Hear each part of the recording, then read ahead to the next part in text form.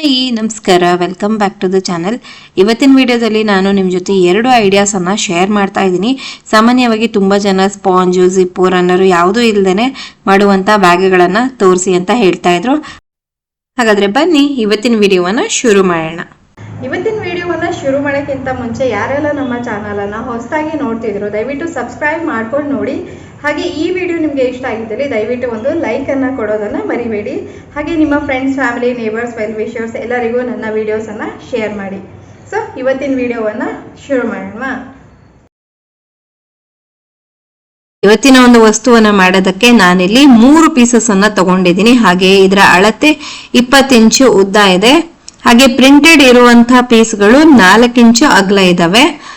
ಹಾಗೆ ಪ್ಲೇನ್ ಇರುವಂತಹ piece just 2.5 inch ಆಗುವಷ್ಟು ಇದೆ, 3 ಇಂಚು ಅಂತ ಹೇಳ್ಬೋದು ಅಪ್ರಾಕ್ಸಿಮೇಟ್ಲಿ. ಈಗ ಈ 3ಅನ್ನು ಒಂದ್ರ ಪಕ್ಕ ಒಂದು ಹೀಗೆ ಇಟ್ಕೊಂಡು ಸ್ಟಿಚ್ ಅನ್ನ ಹಾಕೊಳ್ಬೇಕು.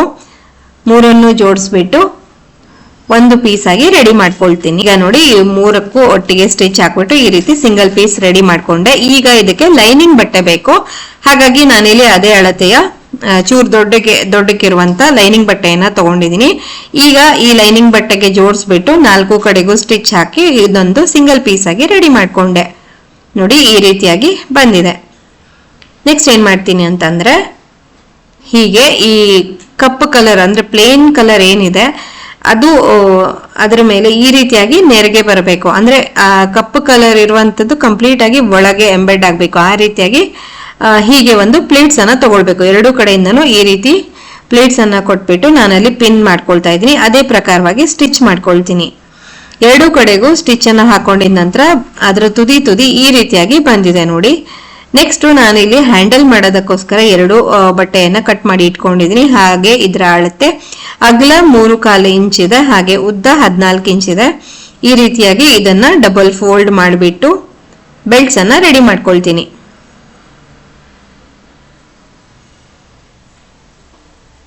ಈಗ ನಾನು ಬೆಲ್ಟ್ ಅನ್ನ ರೆಡಿ ಮಾಡ್ಕೊಂಡೆ. ನೋಡಿ, ಈ ರೀತಿಯಾಗಿ ಬಂದಿದೆ. ನೆಕ್ಸ್ಟ್ ಅದನ್ನ ಈ ಒಂದು ಮೇನ್ ಫ್ಯಾಬ್ರಿಕ್ ರೆಡಿ ಮಾಡ್ಕೊಂಡಿದ್ವಲ್ಲ ಅದಕ್ಕೆ ಈ ಪ್ರಕಾರವಾಗಿ ಇಟ್ಬಿಟ್ಟು ಸ್ಟಿಚ್ ಮಾಡ್ಕೊಳ್ಬೇಕು. 2 ಕಡೆಗೂ ಇದೇ ಕ್ರಮ ಅನುಸರಿಸಬೇಕು. ಈಗ ನೋಡಿ, ನಾನು ಬೆಲ್ಟ್ಸ್ ಅನ್ನ ಸ್ಟಿಚ್ ಮಾಡ್ಕೊಂಡಿದ್ದಾಯ್ತು. ಹೀಗೆ ಕಾಣಿಸ್ತಾ ಇದೆ. ಮತ್ತೆ ಈಗ ಇದನ್ನ ಪೈಪಿಂಗ್ ಮಾಡಿ ಫಿನಿಶ್ ಮಾಡಬೇಕು. ರಫ್ ಎಡ್ಜಸ್ ಎಲ್ಲ ಒಳಗೆ ಹೋಗ್ಲಿಕ್ಕೆ ಇದೊಂದು ಸುಮಾರು 1.25 ಇಂಚ್ ಆಗುವಷ್ಟು ಅಗಲದ ಒಂದು ಪಟ್ಟಿಯನ್ನ ತಗೊಂಡಿದ್ದೀನಿ. 2 ಕಡೆಗೂ ಈ ರೀತಿಯಾಗಿ ಇಟ್ಬಿಟ್ಟು ಸಿಂಗಲ್ ಸ್ಟಿಚ್ ಅನ್ನ ಹಾಕೊಳ್ತೀನಿ. ಈ ರೀತಿ ಸ್ಟಿಚ್ ಅನ್ನ ಹಾಕೊಂಡೆ. ಇವಾಗ ಇದನ್ನ ತಿರುಗಿಸ್ಬಿಟ್ಟು ಡಬಲ್ ಫೋಲ್ಡ್ ಮಾಡಿಬಿಟ್ಟು ಮತ್ತೆ ಸ್ಟಿಚ್ ಮಾಡಬೇಕು. 2 ಕಡೆಗೂ ಇದೇ ರೀತಿಯಾಗಿ ಮಾಡ್ತೀನಿ. ನಾನು ಈ ಒಂದು ಬ್ಯಾಗ್ ಅನ್ನ ಮಾಡೋದಕ್ಕೆ ಜಿಪ್ ಆಗ್ಲಿ ಅಥವಾ ವೆಲ್ಕ್ರೋ ಆಗ್ಲಿ, ಮ್ಯಾಗ್ನೆಟಿಕ್ ಬಟನ್ ಆಗ್ಲಿ ಯಾವುದನ್ನು ಬಳಸ್ತಾ ಇಲ್ಲ. ಸಿಂಪಲ್ ಆಗಿ ಇರುವಂತ ಒಂದು ಬ್ಯಾಗ್ ಅನ್ನ ಮಾಡ್ತಿರೋದು. ಈಗ ಇದನ್ನ ಹೀಗೆ ಇಟ್ಕೊಂಡು 2 ಕಡೆಗೂ ನಾನು ಸ್ಟಿಚ್ ಅನ್ನ ಹಾಕೊಳ್ತೀನಿ. ಇದೇ ರೀತಿಯಾಗಿ ಸ್ವಲ್ಪ ದೊಡ್ಡ ಸೈಜ್ ಅಲ್ಲಿ ಮಾಡ್ಕೊಂಡ್ರು ಕೂಡ ಒಳ್ಳೆ ಟೋಟ್ ಬ್ಯಾಗ್ ತರ ತಗೊಂಡು ಹೋಗೋಕೆ ಚೆನ್ನಾಗಿರುತ್ತೆ. ನೆಕ್ಸ್ಟ್ ನಾನು ಅದೊಂದು ಐಡಿಯಾ ಇದೆ, ಮಾಡಿದಾಗ ಮತ್ತೆ ವಿಡಿಯೋ ಮಾಡಿ ಶೇರ್ ಮಾಡ್ತೀನಿ ನಿಮ್ ಜೊತೆ ಕೂಡ. ಈಗ ನಾನು 2 ಕಡೆಗೂ ಡಬಲ್ ಸ್ಟಿಚ್ ಅನ್ನ ಹಾಕೊಂಡಿದ್ದಾಯ್ತು. ಈಗ ಈ ರೀತಿ ಕಾರ್ನರ್ಸ್ ಅನ್ನ ಹಿಡಿಬೇಕು. ಅಪ್ರಾಕ್ಸಿಮೇಟ್ಲಿ 1 ಇಂಚಿಗೆ ನಾನು ಒಂದು ಸ್ಟ್ರೈಟ್ ಸ್ಟಿಚ್ ಅನ್ನ ಹಾಕೊಳ್ತೀನಿ. ಈ ರೀತಿಯಾಗಿ ಅಡ್ಡ ಸ್ಟಿಚಸ್ ಅನ್ನ ಹಾಕೊಳ್ಬೇಕು. ಕಾಣಿಸುತ್ತೆ ನಿಮ್ಗೆ ನೆಕ್ಸ್ಟ್ ವಿಡಿಯೋದಲ್ಲಿ. ಈ ರೀತಿ ಮಾಡೋದ್ರಿಂದ ಒಂದು ಬೇಸ್ ಕ್ರಿಯೇಟ್ ಆಗತ್ತೆ. ಹಾಗಾಗಿ ನೋಡಿ, ಇವಾಗ ನಾನು ಸ್ಟಿಚ್ ಅನ್ನ ಹಾಕೊಂಡಿದ್ದೀನಿ. ಈ ರೀತಿಯಾಗಿ ಬಂದಿದೆ. ಎಕ್ಸ್ಟ್ರಾ ಬಟ್ಟೆ ಇರೋದನ್ನ ಕಟ್ ಮಾಡಿ ತೆಗಿತೀನಿ.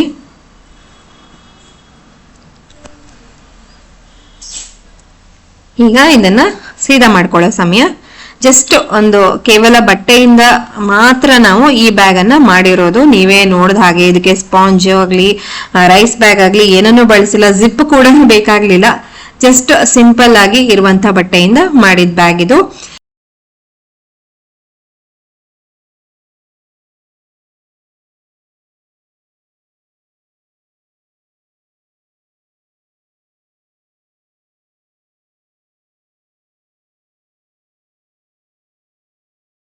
ಈ ರೀತಿಯಾದ ಒಂದು ಪ್ಯಾಂಟ್ ಅನ್ನ ಬಳಸ್ಕೊಂಡು ಒಂದು ಬ್ಯಾಗ್ ಅನ್ನ ರೆಡಿ ಮಾಡ್ತಾ ಇದ್ದೀನಿ.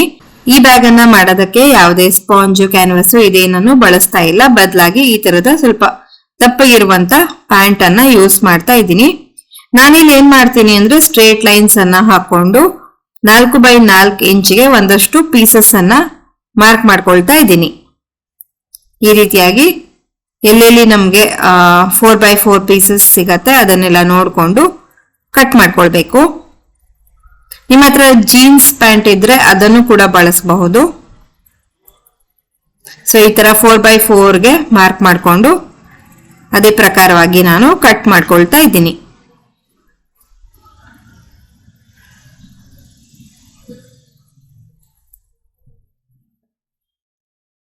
ಈ ತರ ಜಾಸ್ತಿ ಪೀಸಸ್ ಅನ್ನ ಮಾಡ್ಕೊಳ್ಳೋದ್ರಿಂದ ಇನ್ನು ಜಾಸ್ತಿ ದೊಡ್ಡ ದೊಡ್ಡ ಸೈಜಸ್ಸಿನ ಬ್ಯಾಗ್ ಅನ್ನ ಮಾಡ್ಕೊಳ್ತಾ ಹೋಗಬಹುದು.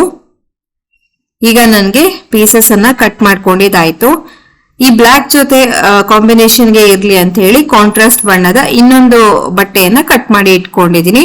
ಇದು ಕೂಡ ಅಷ್ಟೇ 4x4 ಇಂಚು ಇದೆ. ಸೊ ಈಗ 1x1 ಅದನ್ನ ಜೋಡಿಸ್ತಾ ಹೋಗ್ತಾ ಇದ್ದೀನಿ. ಸೊ ಆಲ್ಟರ್ನೇಟ್ ಆಗಿ ಈ ರೀತಿಯಾಗಿ ಇಡ್ತಾ ಬರಬೇಕು.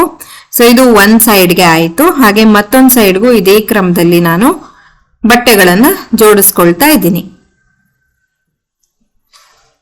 ನೆಕ್ಸ್ಟ್ ಏನ್ ಮಾಡ್ಬೇಕಂದ್ರೆ ಒಂದ್ರ ಪಕ್ಕಕ್ಕೆ ಒಂದು ಈ ರೀತಿಯಾಗಿ ಇಡ್ತಾ ಸ್ಟಿಚ್ ಮಾಡ್ತಾ ಹೋಗ್ಬೇಕು. ಸೊ ಹೀಗೆ ಒಂದು ಸ್ಟ್ರೈಟ್ ಸ್ಟಿಚ್ ಅನ್ನ ಹಾಕಿದ್ರೆ ಆಯ್ತು. ಇದೇ ರೀತಿಯಾಗಿ ಉಳಿದಿರುವಂತ 4 ಲೈನ್ಸ್ಗೂ ಮಾಡ್ಕೊಳ್ತೀನಿ. ಇವಾಗ ನೋಡಿ ಈ ತರ ನಾನು ಸ್ಟಿಚ್ ಮಾಡ್ಕೊಂಡಿದ್ದು ರೆಡಿ ಆಯ್ತು. ಈ ತರ ಕಾಣಿಸ್ತಾ ಇದೆ.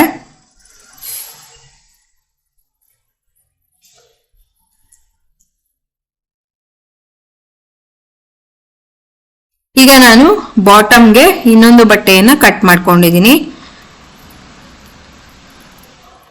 ಹಾಗೆ ಇದರ ಅಳತೆ 11.25 ಇಂಚ್ ಆಗುವಷ್ಟು ಅಗಲ ಇದೆ. ಹಾಗೆ 4.25 ಇಂಚ್ ಆಗುವಷ್ಟು ಉದ್ದ ಇದೆ. ನೆಕ್ಸ್ಟ್ ಇದನ್ನ 1x1 ಈ ರೀತಿಯಾಗಿ ಜೋಡಿಸ್ತಾ ಸ್ಟಿಚ್ ಹಾಕೊಳ್ಬೇಕು. ಸೊ ಎಲ್ಲವನ್ನು ಒಂದರ ಕೆಳಗೆ ಒಂದು ಇಡ್ತಾ ಸ್ಟಿಚ್ ಅನ್ನ ಹಾಕ್ಬೇಕಾಗತ್ತೆ. ಸೊ ಎಲ್ಲ ಪೀಸಸ್ಗೂ ಇದನ್ನೇ ಮಾಡ್ಕೊಳ್ಬೇಕು. ಈಗ ಫೈನಲ್ ಆಗಿ ಎಲ್ಲವನ್ನು ಒಟ್ಟಿಗೆ ಜೋಡಿಸ್ಕೊಂಡು ಸ್ಟಿಚ್ ಆದ ನಂತರ ಈ ತರ ಕಾಣಿಸ್ತಾ ಇದೆ ನೋಡಿ. ಈಗ ನಾವು ಹ್ಯಾಂಡಲ್ಸ್ ಮಾಡೋದಕ್ಕೆ ಇಲ್ಲಿ ಅದೇ ಪ್ಯಾಂಟಿನಿಂದ 2 ಪೀಸಸ್ ಅನ್ನ ಕಟ್ ಮಾಡ್ಕೊಂಡಿದೀನಿ. 3 ಇಂಚು ಅಗಲ ಇದೆ. ಹಂಗೆ ಒಂದು 16 ಇಂಚ್ ಆಗುವಷ್ಟು ಉದ್ದ ಇದೆ. ಸ್ವಲ್ಪ ಉದ್ದ ಗಿಡ್ಡ ನಿಮ್ಮ ಇಷ್ಟದ ಅನುಸಾರ ನೀವು ಮಾಡ್ಕೊಳ್ಬಹುದು. ಈಗ ಇದನ್ನ ಡಬಲ್ ಫೋಲ್ಡ್ ಮಾಡಿಬಿಟ್ಟು ಸ್ಟಿಚ್ ಅನ್ನ ಹಾಕ್ಬೇಕಾಗತ್ತೆ. ಸೊ ಈ ರೀತಿಯಾಗಿ ತುದಿ ಒಂದ್ ಸಣ್ಣಕ್ಕೆ ಮಡ್ಚ್ಕೊಂಡು ಆಮೇಲೆ ಒಂದ್ಸಲಿ ಈ ರೀತಿಯಾಗಿ ದೊಡ್ಡಕ್ಕೆ ಮಡ್ಚ್ಕೊಂಡು 2 ಕಡೆಗೂ ಸ್ಟಿಚ್ ಹಾಕೊಂಡು ರೆಡಿ ಮಾಡ್ಕೊಳ್ಬೇಕು. ಸೊ ಇದೇ ಕ್ರಮದಲ್ಲಿ ನಾನು 2 ಪೀಸಸ್ ಅನ್ನ ರೆಡಿ ಮಾಡ್ಕೊಂಡೆ. 2 ಬೆಲ್ಟು ರೆಡಿ ಆಯ್ತು. ನೆಕ್ಸ್ಟ್ ಇವಾಗ ಏನ್ ಮಾಡ್ಬೇಕಂದ್ರೆ ಇದನ್ನ ಈ ತರ ಫೋಲ್ಡ್ ಮಾಡಿಬಿಟ್ಟು ಸೆಂಟರ್ ಅನ್ನ ತೆಕ್ಕೊಳ್ಬೇಕು.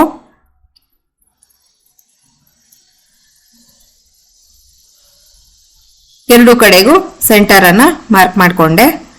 ಸೆಂಟರ್ ಮಾರ್ಕ್ ಮಾಡ್ಕೊಂಡಿದ್ದ ಆದ ನಂತರ ನಾವೇನ್ ಮಾಡ್ಬೇಕು ಅಂದ್ರೆ ಸೆಂಟರಿನಿಂದ 4 ಫಿಂಗರ್ ಡಿಸ್ಟೆನ್ಸ್ಗೆ ಮತ್ತೊಮ್ಮೆ ಮಾರ್ಕ್ಸ್ ಅನ್ನ ಹಾಕ್ಬೇಕಾಗತ್ತೆ. ಸೊ ಇಲ್ಲಿ ಒಂದು ಮಾರ್ಕ್ ಹಾಕದೆ ಹಾಗೆ ಇಲ್ಲಿ ಇನ್ನೊಂದು ಮಾರ್ಕ್ ಅನ್ನ ಹಾಕಬೇಕು. ಇದೇ ಕ್ರಮದಲ್ಲಿ ನಾವು ಇನ್ನೊಂದು ಕಡೆಗೂ ಮಾಡಬೇಕಾಗತ್ತೆ.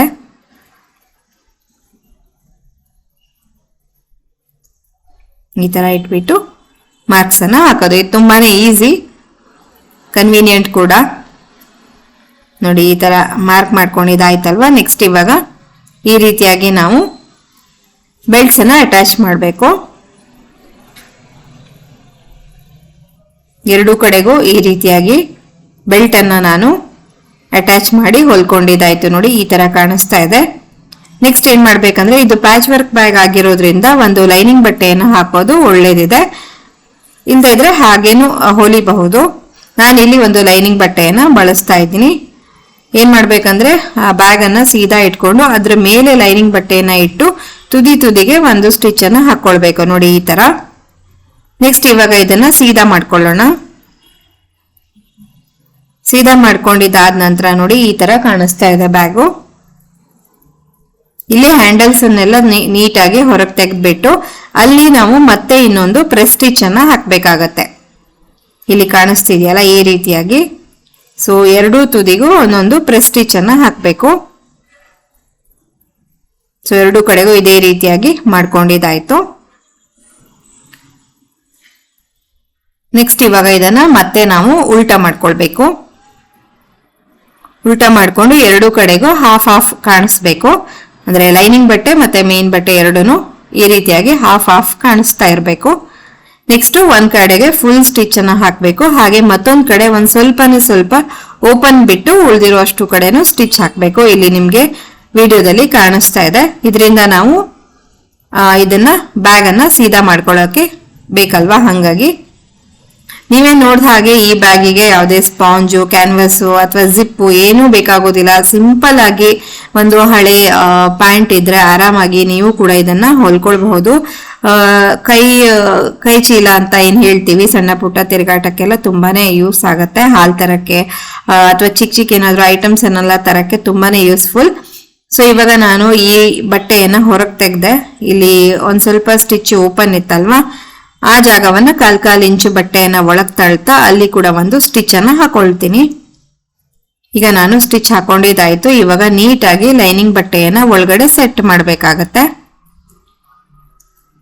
ಸೊ ಈ ರೀತಿಯಾಗಿ ನೀಟಾಗಿ ಒಳಗೆ ಸೆಟ್ ಮಾಡಿದ್ರೆ ಈ ಬ್ಯಾಗು ನಿಮ್ಗೆ ರೆಡಿ ಟು ಯೂಸ್. ನೀವೇ ನೋಡಿದ್ರಲ್ವಾ ಬೇಡದೇ ಇರುವಂತಹ ಬಟ್ಟೆಗಳಿಂದ ಹೇಗೆ ನಾವು ಸುಂದರವಾದ ಕೈಚೀಲಗಳನ್ನ ಮಾಡ್ಕೊಳ್ಬಹುದು ಅಂತ.